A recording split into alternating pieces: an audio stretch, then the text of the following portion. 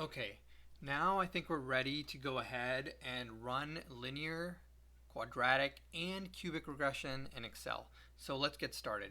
You know, the thing I hate about some of these lessons that are available online is they don't really give you a data source to work with, right? So they'll just tell you, hey, take a look at this data. But it doesn't really help because you don't have the same data. So let's all go through and get the same data. That way we can all be on the same page when we're doing this. And then if you need to swap it out for your particular data set, then you can go ahead and do that. But before we begin, let's smash that like button and hit that subscribe button as well. Thank you so much. Now, what we're going to do is we're going to look for a page by this fellow. He is a professor at NYU, Aswat Damodaran. We're going to click the first link that we see in Google. Then we're going to go to Data. And here, under Current Data, we're just going to click the first thing we see, Corporate Governance. Okay, Corporate Governance, let's just download the first file that we see.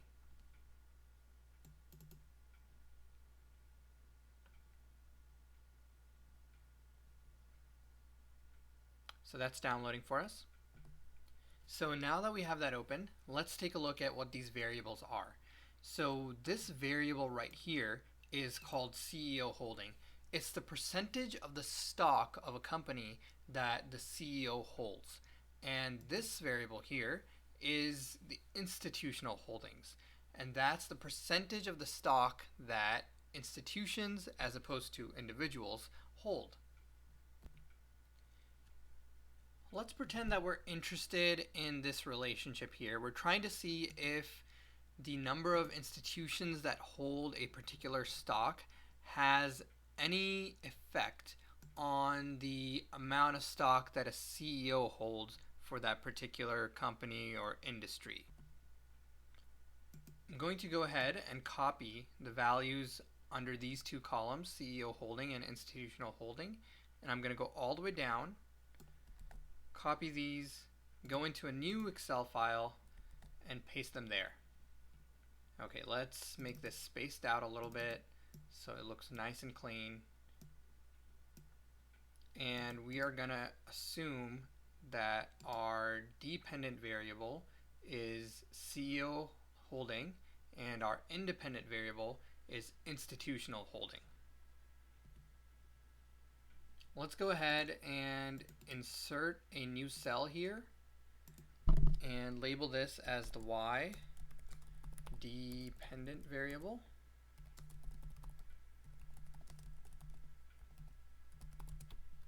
And then this as the X variable, and that's the independent variable. Alright, let's go ahead and save it somewhere. Now that we've saved it, we can go ahead and run our linear regression. We're going to see if the data analysis, this function, is available in Excel. Some of you might not have it, and if you don't have it, what you're going to do is go to File, you're going to go to Options, and then you're going to go to Add-ins, and then click right here, Excel Add-ins Go. And then you're going to check these two boxes and then click OK. And once you do that and you restart Excel, it's going to show up under the Data tab. Alright, so now let's do data analysis, and we're going to want to run a regression here. You can do all sorts of things in Excel. We're going to want to focus on a regression and the input Y range, so that's going to be including the column header, the Y variable, and then the X range, that's going to be institutional holdings. And we're going to click that we want labels, and we also want line fit plots. We're going to want it in a new worksheet. That's fine. Okay, so there is our regression, and I'll explain what each of these variables are. First, let's just relabel some of this over here. Let's relabel this as linear regression, so LReg for short, and then let's relabel this data. Just move this here. All right, expand these, and we are going to have our model. So the model here is Y, which is CEO Holdings, is equal to this beta 0, which is 0.118, minus 0.129 times the x variable. So the way this is going to end up looking is it's going to say 0.11, or let's just round up to 12, minus 0.13 times x1. And this is equal to the dependent variable, which is y. So what this means is that for every 1 unit change in the independent variable, every 1 unit change in institutional holdings, there is a 0.13 unit change in the dependent variable in CEO holdings.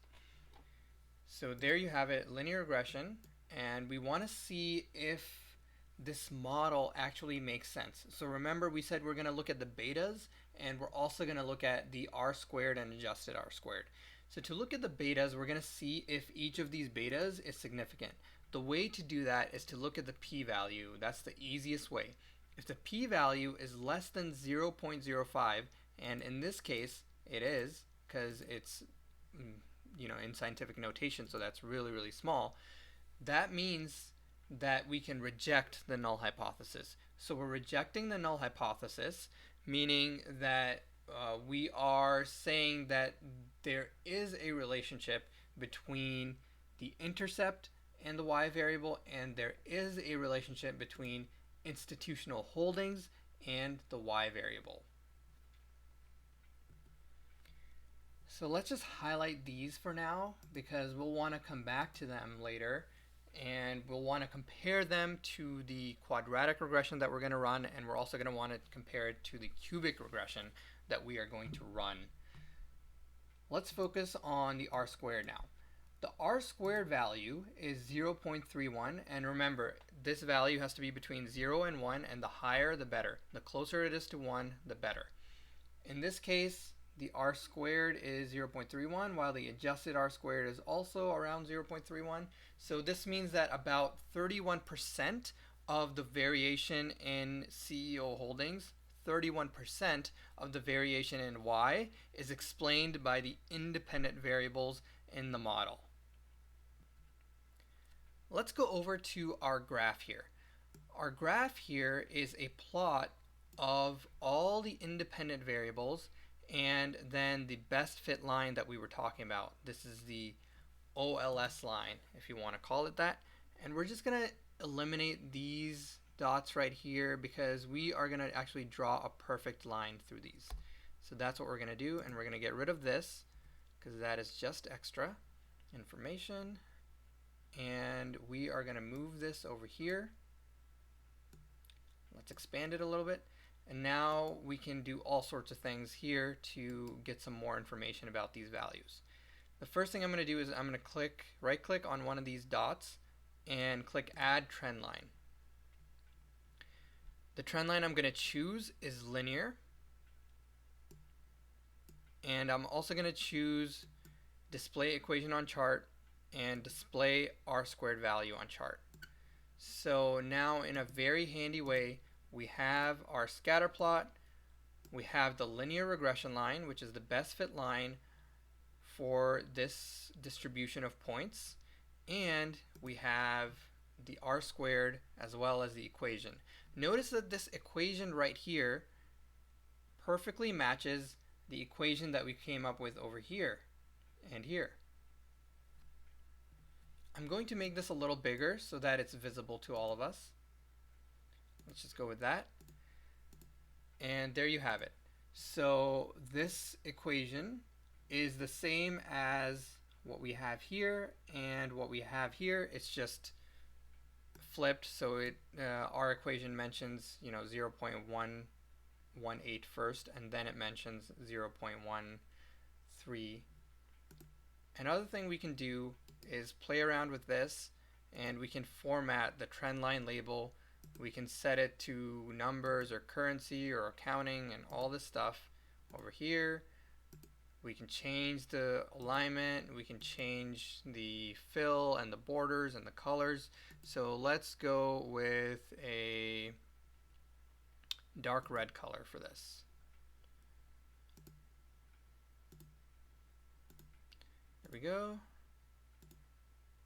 And let's also choose a dark red color for this line. Okay. So there you have it, folks. We are done running the linear regression, and now we're going to move on to the next type of regression, which is the quadratic regression. Alright, now that we have the linear regression, we are going to go back and do the quadratic regression. The way to do the quadratic regression is to copy all the data that you have here.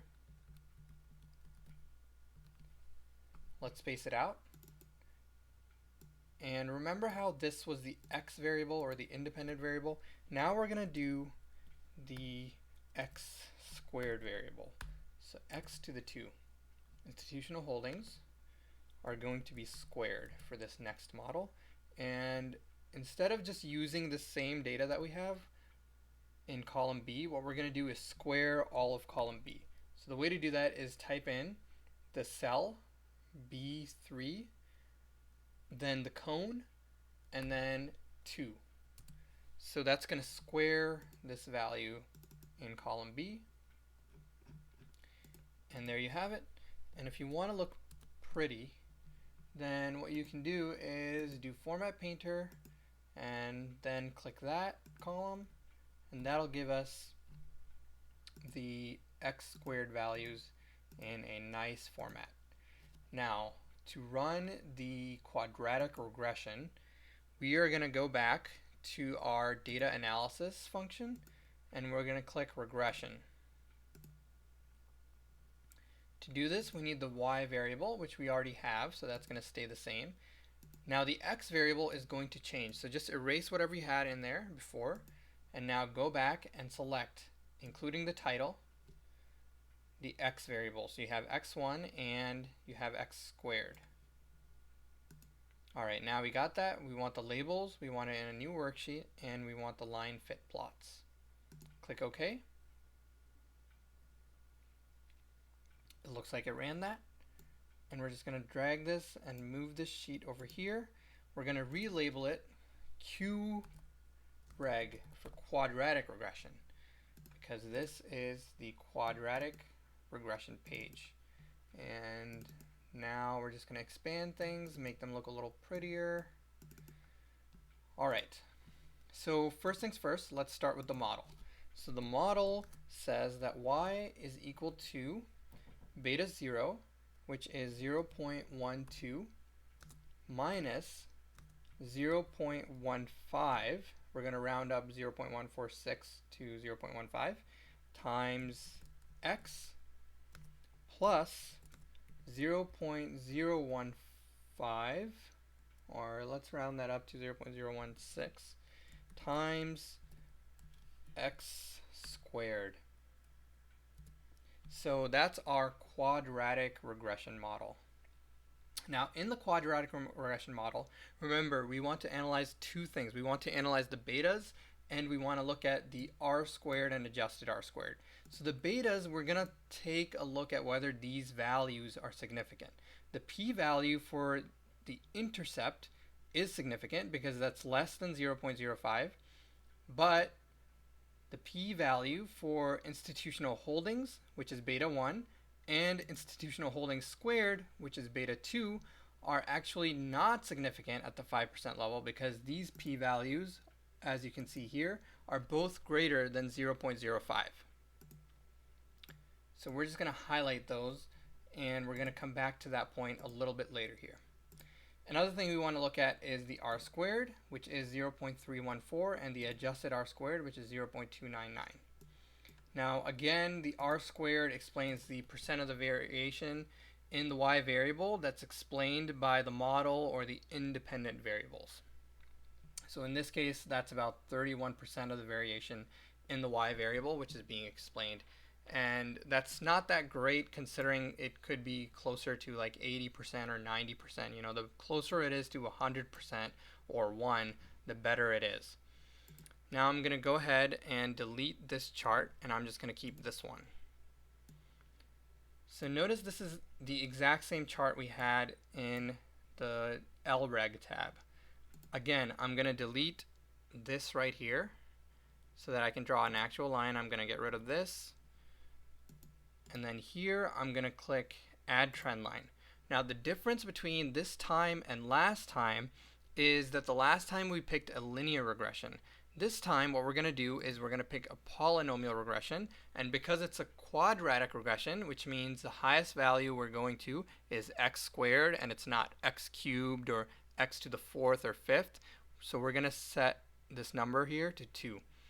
Once again, we're going to click Display Equation on Chart and R squared on chart. So that should show up for us right here. Let's just move that around a little bit. Okay, there we go.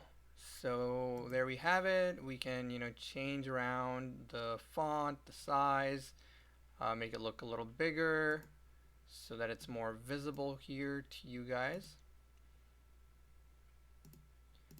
Notice once again, these values in here for this model are exactly the same as what you see right here. So 0.122 plus negative 0.146x plus positive 0.0156x. And there's the r squared, which matches that. Great. So this is the quadratic trend line. And just to make sure that's the quadratic, yeah, we picked quadratic. Notice it's really, really close to looking almost like a linear line. And if we want to compare the two lines, if we want everything on the same chart, what we can do is click out a value, any value over here, and then click Add Trend Line. And then this time we're going to pick linear. And let's use the same colors that we did last time. I think we used red for the linear regression. So there you have it. We can also do this, display that equation. And there we go. So if you ever wanted to compare the two on the same chart, that's the way you would do it. And if you want to keep it all the same, let's just color that red as well and leave this one in black.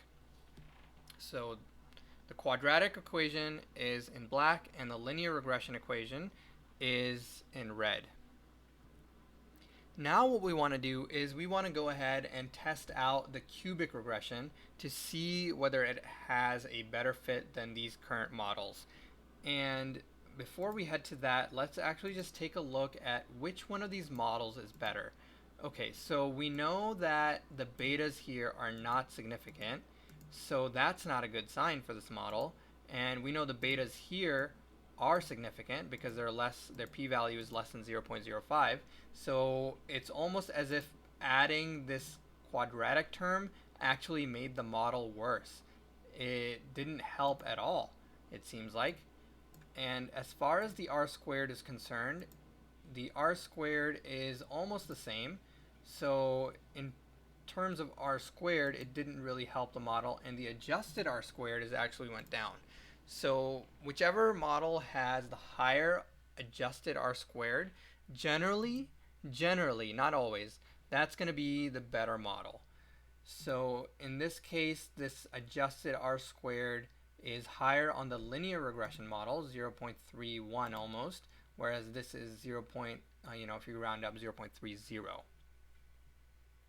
Now let's continue with the cubic regression. I'm sure you all know by now what I'm going to do here. I'm going to copy and paste this. I'm going to change this term to a cubic term. This right here is going to go to 3, and these values are going to be erased, and we'll replace them with the values for the cubic term. Equals this value in B3 cubed. Be careful not to pick the value in in C3. You're going to pick the value in B3.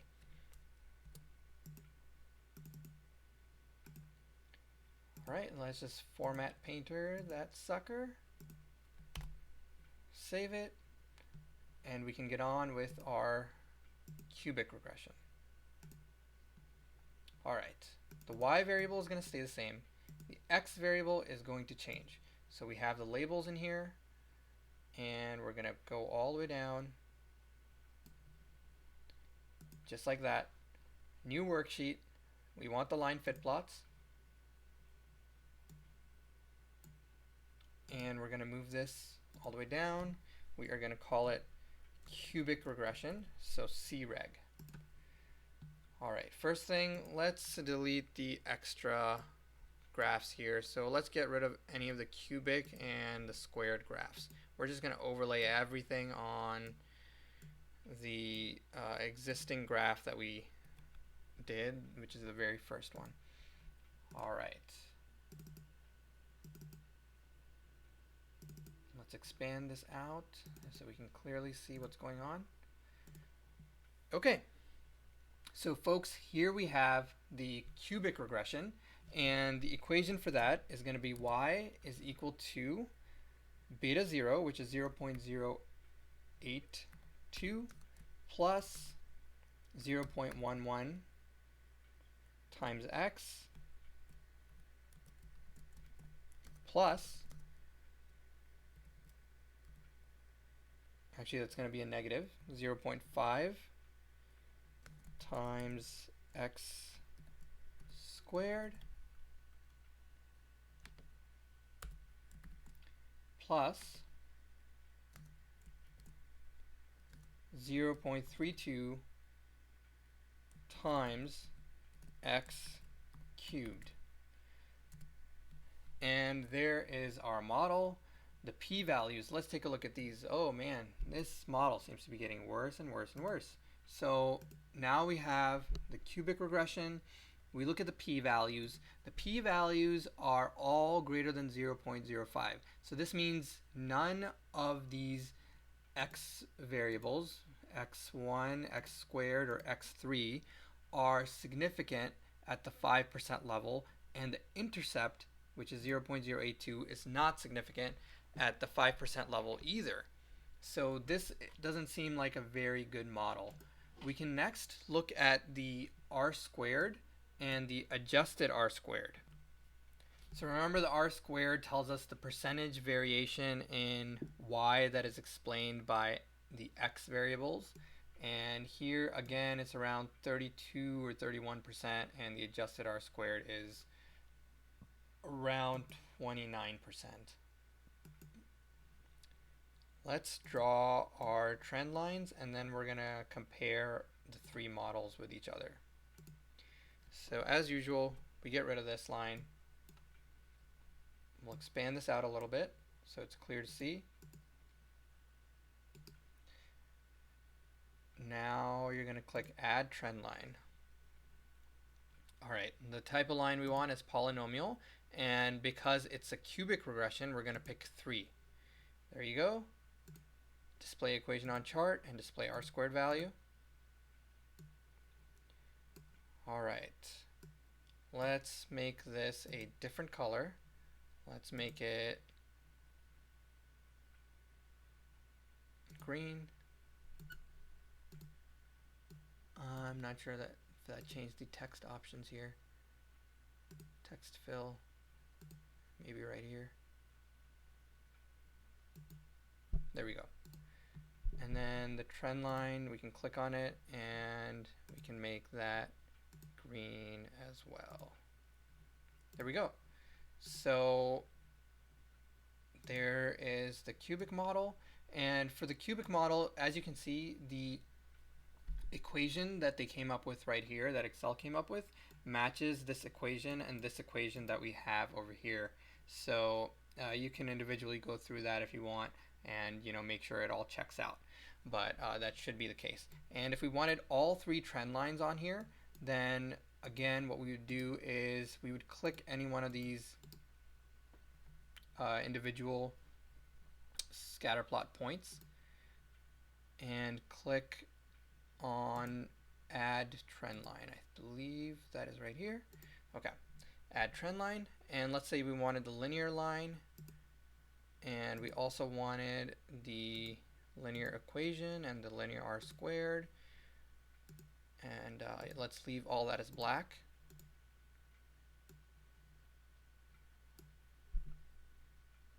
I believe that is the same color combo. No, we had it red over here. Okay.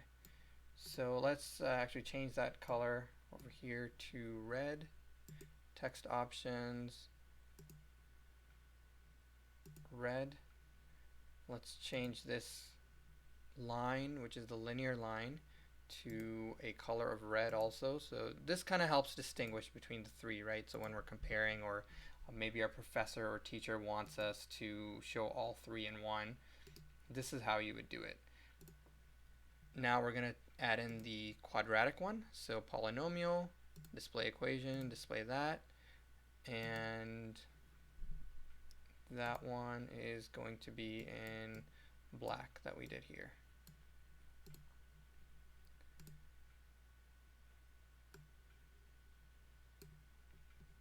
Okay, so maybe we want to make it look a little prettier. Put it in kind of an order like this.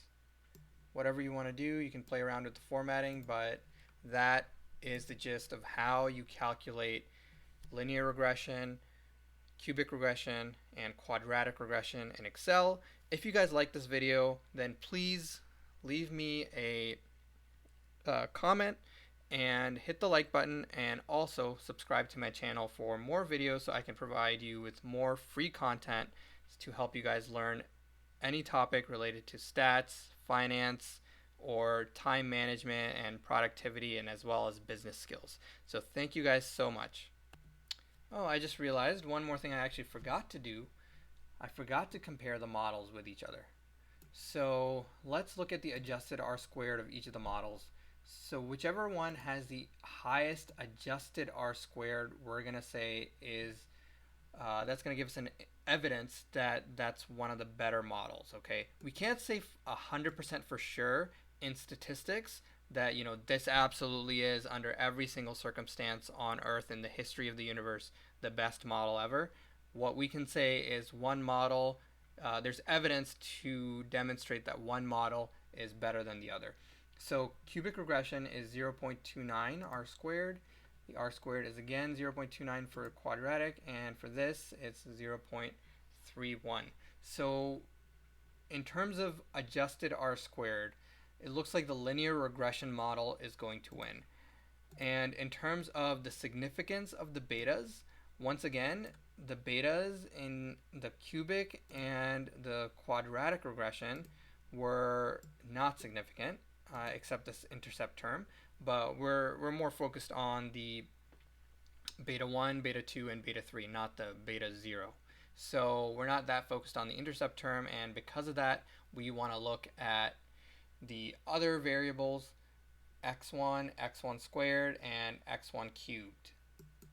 In terms of that, it looks like the linear regression model again wins because it's the only one which has significant beta, beta 1, beta 2, or beta 3.